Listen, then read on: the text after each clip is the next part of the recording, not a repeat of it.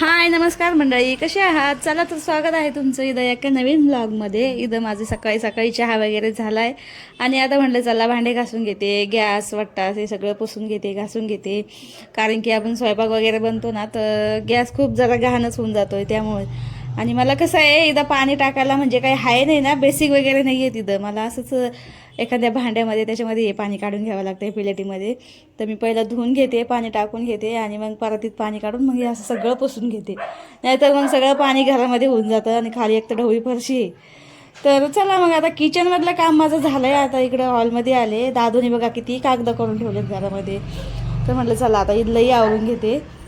झाडून वगैरे काढलं आहे. दादूने खूप वया फाडल्यात त्याच्या, ज्या अशा म्हणजे बिगर कामाच्या वया आहे ना, त्याला नुसतं हिरवळ असंच काही ना काही पाहिजे फाडायला. तर झाडून वगैरे घेतलं. काही कपडे घड्या घालायचे माझे राहिले होते. हे बघा किती मोठा गंज पडला आहे कपड्याचा. आणि कपडे वाळू घालायला तुम्हाला तर माहिती आहे मला बाहेर जागा नाही आहे. माझे कपडे आतमध्येच असतात, बऱ्याच व्हिडिओमध्ये बघितले असतील तुम्ही. तर मग कपडे वगैरेच्या घड्या घालून घेतल्या, ठेवून दिल्या. आणि आता माझंही आंघोळ वगैरे करून घेतली. म्हटलं चला आता लगेच उरकून घेते. मग एकदा स्वयंपाकाला लागलं की वेळ भेटत नाही.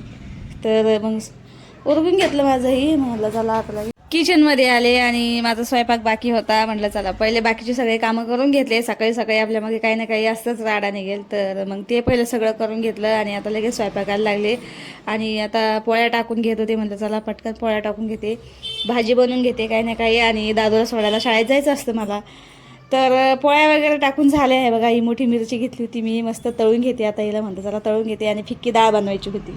तर झाला माझा ब्लॉग, मी इथेच ॲड करते. बाय.